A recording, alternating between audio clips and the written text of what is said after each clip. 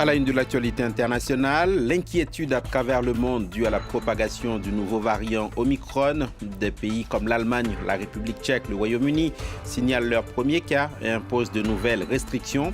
Nous irons en Israël qui ferme ses frontières aux voyageurs étrangers. Gwendoline de Bono est à Jérusalem. Comment empêcher de nouveaux drames migratoires dans la Manche? Comment lutter contre les réseaux de passeurs? 4 jours après la mort de 27 migrants qui tentaient de rejoindre l'Angleterre, la France accueille à Calais une réunion de ministres européens. Rencontre sans les Britanniques qui en ont été exclus. Nous ferons le point avec Pierre Benazet à Bruxelles. Nous irons également en Biélorussie, à la frontière avec la Pologne, où la neige a fait son apparition. Reportage dans un centre d'accueil de migrants qui rêvent d'entrer en Europe. Toujours bloqués à cette frontière, ils font part de leurs inquiétudes, des violences qu'ils ont subies après des jours passés en forêt. Vous les écouterez. Voilà pour les titres. Merci de choisir nos antennes pour vous informer et bienvenue dans cette édition.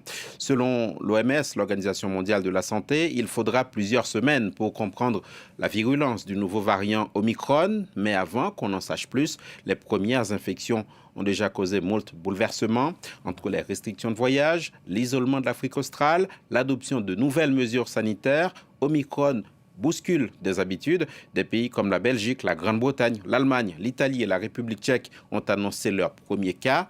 Marie Justet. Une soixantaine de passagers sous surveillance aux Pays-Bas, des cas en Allemagne, en Belgique, en Italie ou encore au Royaume-Uni. L'inquiétude monte en Europe à cause du variant Omicron.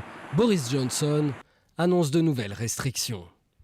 Nous demanderons à quiconque entre au Royaume-Uni d'effectuer un test PCR 2 jours après leur arrivée. Un test plus un isolement jusqu'à un résultat négatif. Aux Pays-Bas, les passagers de cet avion arrivés d'Afrique du Sud ont eu droit à un accueil particulier. Au terminal, vous serez attendus pour être testés. À peine débarqués sur le tarmac à Amsterdam, les 600 passagers sont testés. Les gens ne savent pas ce qui va se passer ensuite. Ils ont faim et commencent à s'énerver.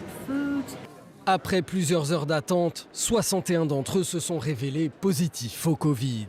Placés dans un hôtel en quarantaine, ils attendent de savoir s'ils sont contaminés par le nouveau variant, jugé préoccupant par l'OMS car le risque de transmission pourrait être élevé. C'est illusoire de penser que la France sera épargnée par ce variant, comme elle n'a jamais été épargnée par les autres variants. Le véritable enjeu, ça va être de savoir est-ce que ce variant a un potentiel de réplication, de transmissibilité plus fort que le variant Delta, et est-ce qu'il prendra la place dans le mois qui va venir. Le gouvernement français annonce que toute personne cas contact d'une autre testée positive au nouveau variant devra s'isoler obligatoirement pendant 7 jours, même si elle est vaccinée. Notez que de son côté, Israël interdit l'entrée de son territoire à tout visiteur étranger, et ce pendant 2 semaines, l'idée étant de contenir la propagation de ce nouveau variant. Bonjour, Gwendoline de Bono, vous êtes à Jérusalem. Cette interdiction entre en vigueur aujourd'hui, dans la nuit de dimanche à lundi donc. Oui, absolument. Israël se ferme une nouvelle fois alors que le pays venait juste d'autoriser le retour des touristes en début du mois. Et bien effectivement, à partir de ce soir, minuit, plus aucun étranger ne sera autorisé à entrer en Israël. Par ailleurs, les autorités israéliennes réinstaurent les mesures de quarantaine pour ces citoyens qui voyagent. Les Israéliens qui reviennent de pays rouges, eux, devront se confiner, devront s'isoler dans un hôtel désigné par l'État.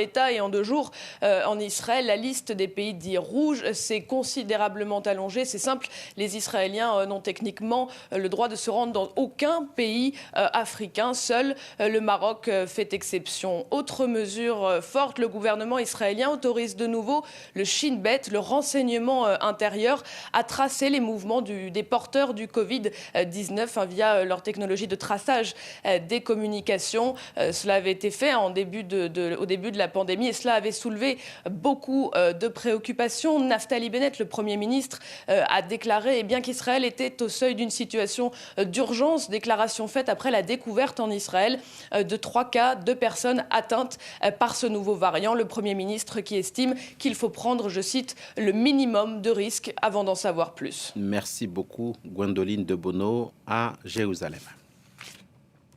Partons maintenant pour l'Amérique centrale. C'est un pays gangrené par une violence généralisée liée au trafic de drogue, un pays où la corruption a atteint les plus hauts sommets de l'État. Le Honduras choisit ce dimanche son président. 5 200 000 électeurs sont appelés aux urnes. Face à face, Xiomara Castro, épouse d'un ancien président renversé par un coup d'État, elle est classée à gauche. Et le maire de la capitale Tegucigalpa, Nasri Asfoura, classé à droite. Les Honduriens élisent aussi leurs députés et leurs maires. Des dizaines de milliers de soldats et de policiers ont été déployés pour assurer la sécurité du vote. Écoutez ses habitants. J'espère vraiment qu'il y aura la paix. Nous en avons réellement besoin. Mais je ne pense pas que ce sera le cas. On sent la tension dans l'air. Le prix des denrées alimentaires de base est trop cher. Le salaire minimum est trop bas. On ne peut pas vivre avec le salaire minimum au Honduras.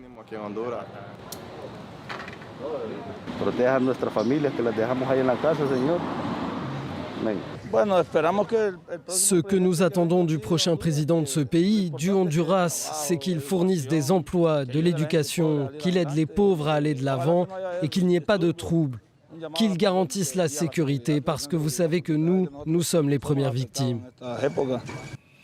Comment empêcher de nouveaux drames migratoires dans la Manche? Comment lutter contre les réseaux de passeurs 4 jours après la mort de 27 personnes dans des circonstances dramatiques alors qu'elles tentaient de rejoindre l'Angleterre? Un ministre-maire réunit ce dimanche des ministres allemands, néerlandais, belges autour de Gérald Darmanin. C'est le ministre français de l'Intérieur qui les accueille à Calais, dans le nord de la France. Réunion sans le Royaume-Uni, exclu. Paris ne décolère pas après des prises de position de Boris Johnson, jugées choquantes tant sur la forme que sur le fond. Mais contrairement à Londres, Bruxelles est représentée par la commissaire européenne aux affaires intérieures. Bonjour Pierre Benazet. L'Union européenne, vous êtes à Bruxelles, entend prendre toute sa part dans la question migratoire.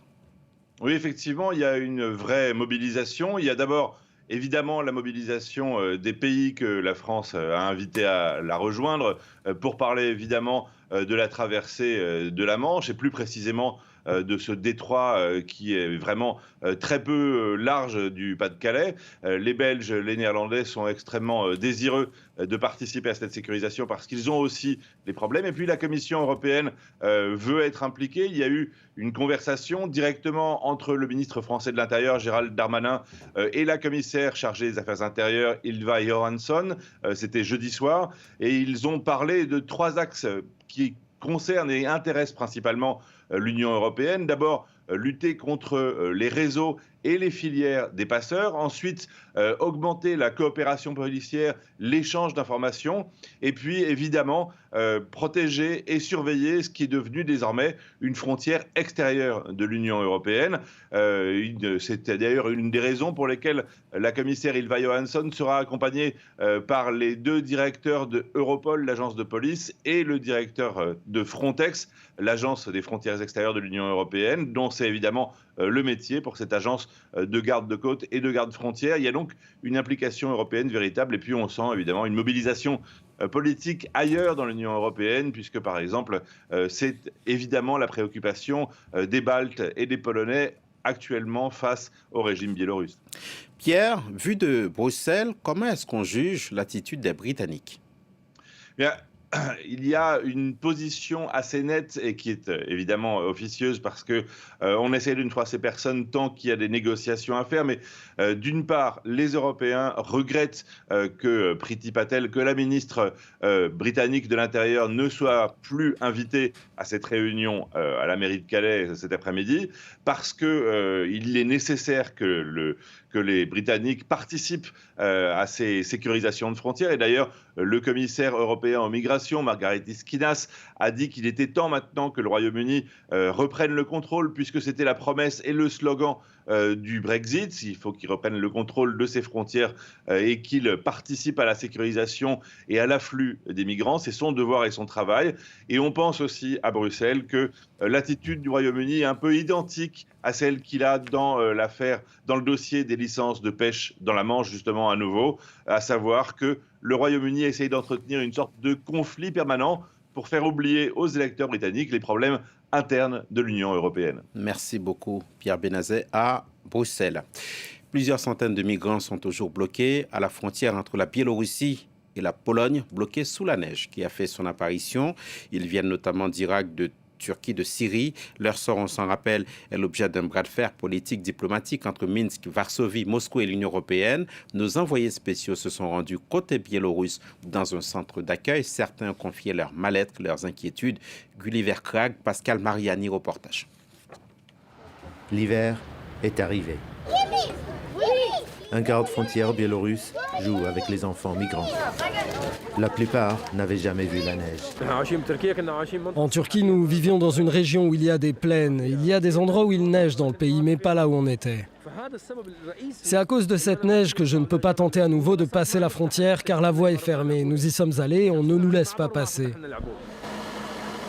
Avec sa femme malade, Ahmed ne veut pas s'éterniser à l'extérieur.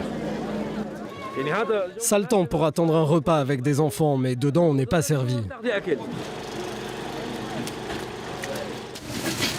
Ceux qui obtiennent des repas se précipitent dans ce hangar. Regardez là, c'est ça la nourriture. C'est pour ça qu'on attend 2 heures dehors. Près de 1700 migrants sont hébergés ici. Tous ont déjà tenté d'entrer en Pologne. Certains ont été refoulés plusieurs fois. Ahmed et sa famille ne peuvent pas reculer. Ils vivaient illégalement en Turquie après avoir fui la Syrie il y a 9 ans. Alors, quand d'autres Syriens leur ont parlé de cette nouvelle route pour entrer en Europe, ils ont décidé de tenter leur chance. On nous a dit que ce serait facile, qu'il fallait juste atteindre les frontières et que l'Europe nous laisserait passer et qu'on serait accueillis comme des êtres humains, surtout si on voyageait en famille. Mais c'est tout le contraire. Si on avait su que ça se passerait comme ça, la situation, le froid, les maladies, les gaz lacrymogènes, on ne serait pas venus. Tous sont choqués par la réaction musclée des autorités polonaises et par son recours au gaz anti-émeute. Quand on voit la police des frontières polonaises utiliser du spray au poivre contre un enfant, vous savez, l'Irak est un pays difficile. Il y a la guerre, la crise économique, tout ça, mais jamais on aspergerait de spray au poivre le visage d'un enfant. Certains migrants ici nous ont aussi exprimé leur colère contre la Biélorussie qu'ils accusent de se servir d'eux dans un jeu géopolitique, mais pas devant la caméra. Ici, ils sentent que la meilleure réponse, c'est de rester calme, poli et reconnaissant qu'au moins ils ne dorment pas dans la forêt. C'est la fin de ce journal. Merci de rester sur France 24 où que vous soyez dans le monde. L'information internationale continue sur nos chaînes et sur france24.com. En page d'accueil, toute l'actualité internationale et notamment l'Iran et des manifestations contre la sécheresse. Merci de rester sur nos chaînes.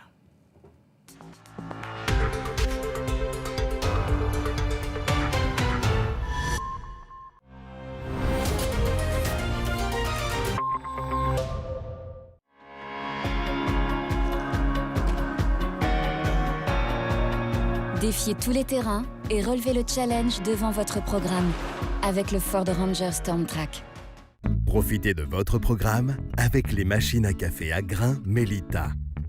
Pour le plaisir d'un café fraîchement moulu, Melita, le secret d'un grand café.